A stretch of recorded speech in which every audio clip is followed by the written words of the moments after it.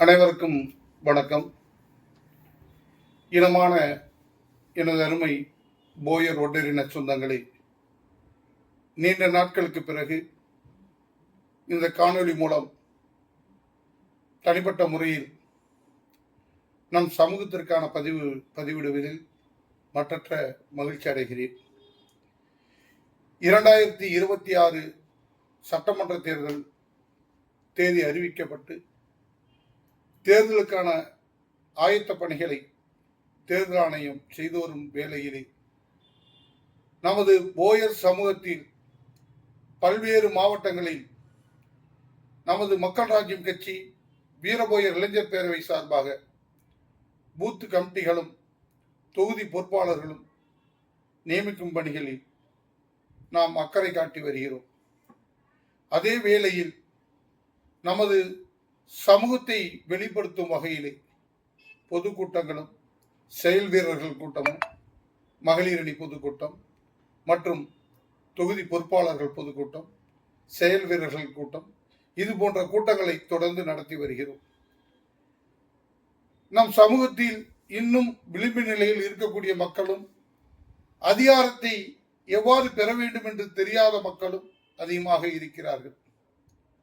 ஒரு செயலை செய்யும் பொழுது அந்த செயலை விரும்பி நேசித்து அக்கறையோடு செய்ய வேண்டும். அதை செய்தால் மட்டுமே நாம் வெற்றி காண முடியும் என்பதை இந்த பதிவின் வாயிலாக நான் தெரிவிப்பதோடு மட்டுமல்லாமல், இந்த சமூகத்தில் ஒரு அரசியல் அதிகாரம் பெற வேண்டும், ஆளுமை மிக்கவர்களாக வர வேண்டும் என்ற எண்ணங்கள் வைத்திருப்பவர்கள் குறைவாக தான் உள்ளார்கள். பல சங்கங்களும் கட்சிகளும் வைத்து நடத்தி கொண்டு நமக்கு அங்கீகாரம் வழங்கவில்லை, அதிகாரத்தை கொடுக்கவில்லை, நாம் என்ன செய்ய போகிறோம் என்றெல்லாம் பேசி வருகிறோம். ஆனால் அதிகாரத்தை கொடுத்தும் அதை பயன்படுத்திக் கொள்ள முடியாத நிலையை இங்கு உருவாக்கி இருக்கிறது இந்த சமூகத்தில். அது வெளிப்படையாக பேச முடியுமா என்று பார்த்தால் பேச இயலாத சூழ்நிலை. அதே வேளையில் ஒவ்வொருவர்களுக்கும் அடிப்படை அரசியலை நாம் தெரிந்திருக்க வேண்டும், அடிப்படை சட்டங்களை நாம் தெரிந்திருக்க வேண்டும், அடிப்படை உரிமைகளை நாம் தெரிந்திருக்க வேண்டும். அதை தெரியாமல் ஒரு அரசியல் இயக்கங்களில் நான் பயணிக்கும் பொழுது அந்த பயணம் வெற்றியை தருமா என்று கேட்டால் நிச்சயம் வெற்றியை தராது என்பதுதான் ஒரு முன்னுதாரணத்திற்கு நாம் சொல்ல கடமைப்பட்டிருக்கின்றேன். என்ன முன்னுதாரணம்? ஒரு நிலத்தில், விவசாய நிலத்தில் ஒரு பதர் தானியங்களை எடுத்து விதைத்தால் விளையுமா என்று பார்த்தால் விளையாது. அதே விதைமணிகளை ஒரு அழகான மணிகளை, அதாவது நல்ல ஒரு மணிகளை எடுத்து விதைக்கும் பொழுது அது அழகாக பயிர்கள் வளர்ந்து வரும். அது நாம் என்ன தானியங்களை விதைக்கிறோமோ அந்த தானியங்களை நாம் கூடுதல் மகசூலாக பெற முடியும். நல்ல நெல்மணிகளையோ இல்லை மற்ற விதை பொருட்களையோ விதைத்தால் விளைந்து விடுமா? அதிலையும் முறையாக அதற்கு பராமரிப்பு வேண்டும், சரியான நேரத்தில் தண்ணி பாய்ச்ச வேண்டும், சரியான நேரத்தில் களை எடுக்க வேண்டும், சரியான நேரத்தில் உரம் இட வேண்டும். இதையெல்லாம் விட்டு சரியான முறையில் பூச்சி புழுக்களிடமிருந்து பாதுகாக்க வேண்டும், பறவைகளிடமிருந்து பாதுகாக்க வேண்டும், சில காட்டு மிருகங்களிடமிருந்து பாதுகாக்க வேண்டும். அதை கடைசியாக எடுத்து அறுவடை செய்யும் பொழுதுதான் அது மகசூல் நம்மளுக்கு லாபத்தை ஈட்ட முடியும். அதே போலதான் ஒரு அரசியல் இயக்கத்திலும் நாம் பயணிக்கும் பொழுது நம்மால் முடிந்த முதலீடு என்பது பணம் மட்டுமல்ல, பொருளாதாரம் மட்டுமல்ல, உடல் உழைப்பும் கூட தான். அந்த உடல் உழைப்பை அக்கறையோடும் ஆர்வத்தோடும் நாம் வளர வேண்டும் என்ற எண்ணங்களோடு நாம் அதை செய்தால் நிச்சயம் நாம் வெற்றி பெறுவோம். இன்று நம் போயர் ஒட்டர் சமூகத்தில் யாராவது மாறை தட்டி சொல்ல முடியுமா? நான் நிலையாக ஒரே ஊரில் நான் வாழ்ந்து வருகிறேன், எனது ஊர் சொந்த ஊர் இந்த ஊர் தான், இதே ஊரில் நான் இருந்து வருகிறேன், வேறு எந்த தொழிலுக்காகவும் எதற்காகவும் நான் வெளி ஊர்களுக்கு சென்றது கிடையாது, வெளியூரிலே சென்று தங்கள் வேலை செய்தது கிடையாது என்று எந்த வம்சாவளியாவது சொல்ல முடியுமா என்று கேட்டால் அதுவும் கேள்விக்குரியதான். சில சமூகங்களை பாருங்கள், அவர்கள் அதே ஊரில் இருந்து கொண்டு அரசியலை தெரிந்து கொண்டு சில தொழில்களை கற்றுக்கொண்டு அதே ஊரில் பயணிப்பார்கள், அதே ஊரில் நிரந்தரமாக இருப்பார்கள். அவர்களை எல்லாம் மற்ற அரசியல் கட்சிகள் அங்கீகாரம் தர முன்வந்து நிற்கும். காரணம், அவர்கள் இருப்பது அதே ஊரில். நம் மக்கள் வெளியூருக்கு வேலைக்கு சென்று விடுகிறார்கள். இன்று இந்த மாவட்டம், நாளை அந்த மாவட்டம், இன்று இந்த மாநிலம், நாளை அந்த மாநிலம். இது போன்ற பணிகளுக்கு செல்லும் பொழுது ஒரு நிலையான முகவரியிலே, நிலையான இடத்திலே இல்லாத காரணத்தினால் நாம் அரசியலை பெற முடியாத போகிறது. எத்தனை நாட்களுக்கு இந்த கூலி வேலைகளை செய்து கொண்டு, எத்தனை நாட்களுக்கு ஊர் ஊராக, நாடு நாடாக சென்று கொண்டு வாழ முடியும் என்று சற்று சிந்தித்து பாருங்கள்.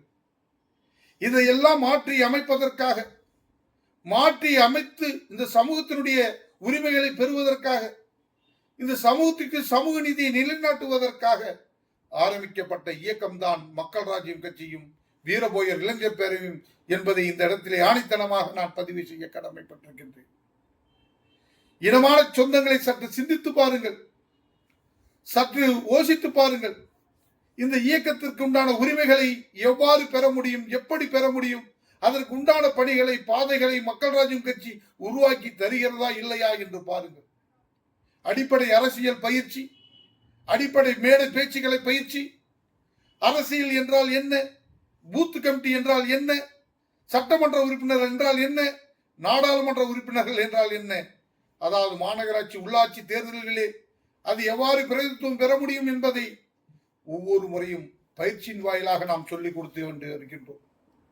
இன்று அடிப்படை சட்டங்களை தெரிந்து, அடிப்படை அரசியலை கற்றுக்கொண்டு நாம் பயணம் செய்தால் நிச்சயம் வெற்றி பெற முடியும் என்பதற்காக அடிப்படை அரசியல் பயிற்சியை ஏற்காட்டில் வைத்து நாம் கொடுத்தோம்.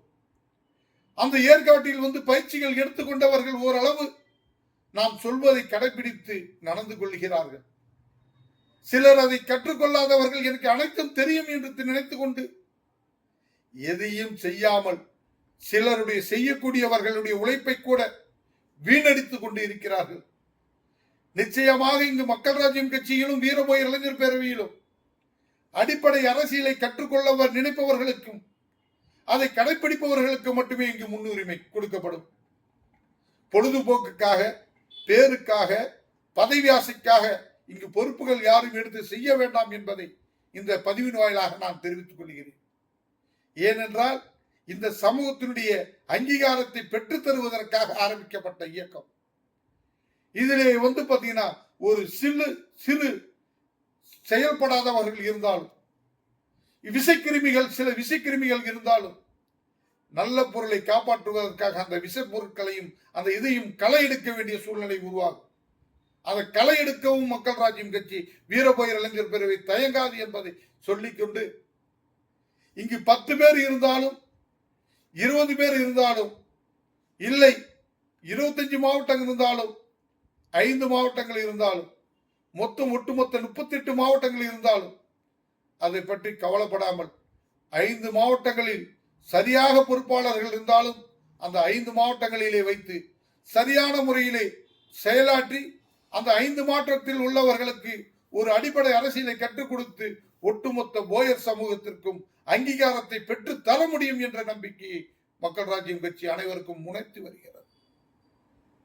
எத்தனை ஆர்ப்பாட்டங்கள், எத்தனை போராட்டங்கள், எத்தனை பொதுக்கூட்டங்கள் நடத்தி இருக்கின்றோம் என்பதை நீங்கள் சற்று காணொலி, அதாவது சமூக வலைத்தளங்களிலே பாருங்கள். சமூக வலைத்தளங்களிலே பொழுதுபோக்குக்காக எத்தனையோ செய்திகளை பார்த்துக் கொண்டிருக்கின்றோம். போயர் என்று தேடி பாருங்கள், ஒட்டர் என்று தேடி பாருங்கள், வீர போயர் என்று தேடி பாருங்கள், மக்கள் ராஜ்யம் கட்சி என்று தேடி பாருங்கள். உங்களுக்கு எண்ணற்ற செயல்களும் எண்ணற்ற திட்டங்களையும் மக்கள் ராஜ்யம் கட்சி செய்திருக்கிறது என்பதை பாருங்கள். எத்தனை போராட்டங்களை பார்த்திருக்கின்றோம். இதையெல்லாம் கண்டு அஞ்சாமல், இதையெல்லாம் நேரத்தை வீணடிக்காமல் முழுக்க இந்த சமூகத்தை வளர்க்க வேண்டும், இந்த சமூகத்தை முன்னேற்ற வேண்டும் என்ற செயலுக்காக செய்து கொண்டிருக்கின்றோம். பொழுதுபோக்குக்காக எதையும் செய்ய முடியாதவர்கள் இங்கு தயவு செய்து யாரும் பயணிக்க வேண்டாம். இந்த காணொலி காட்சி மூலமாக நான் சொல்ல கடமைப்பட்டிருக்கின்றேன். பணம் காசு முக்கியமல்ல, உழைப்பு இருந்தால் போதும், உண்மையான நேசம் இருந்தால் போதும், உண்மையான பற்று இருந்தால் போதும், நிச்சயம் நீ ஆலமரம் போல் வளர்ந்து நிற்பாய். அதற்குண்டான முறைகளையும் அதற்குண்டான பயிற்சிகளையும் மக்கள் ராஜ்யம் கட்சி உங்களுக்கு கொடுத்து உங்களுக்கு உறுதுணையாக உங்களுடைய வளர்ச்சிக்காக துணை நிற்கும் என்பதை இந்த பதிவின் வாயிலாக நான் தெரிவித்துக் கொள்கிறேன். இது காரசாரமான பதிவாக எடுத்துக்கொண்டாலும் இல்ல ஆணவ பதிவாக எடுத்துக்கொண்டாலும் அதை பற்றி கவலை இல்லை. இந்த சமூகத்தை நல்வழிப்படுத்த வேண்டும். ஒற்றை கொள்கையோடு இந்த சமூகத்துக்கு உண்டான உரிமைகளை பெற்றுத் தர வேண்டும். அந்த எண்ணத்தோடு ஆரம்பிக்கப்பட்ட இயக்கம் தான் மக்கள் ராஜ்யம் கட்சியும் வீரபோயர் இளைஞர் பேரவையும் என்பதை இந்த பதிவின் வாயிலாக இந்த காணொலி மூலமாக உங்களுக்கு நான் சொல்ல கடமைப்பட்டிருக்கின்றேன். அன்பு சொந்தங்களே, அன்பு உறவுகளை, பொறுத்தது போதும், பொழுதுபோக்குக்காக வாழ்ந்தது போதும். வாழ்வது நம்மளுடைய அதிகாரத்துக்காகவும் நம்மளுடைய உரிமைகளை மீட்டெடுப்பதற்காகவும் சமூக நீதியை நிலைநாட்டுவதற்காகவும் அனைவரும் ஒன்றிணைந்து செயலாற்றுவோம் என்று கூறி நன்றி கூறி விடைபெறுகிறேன். நன்றி, வணக்கம்.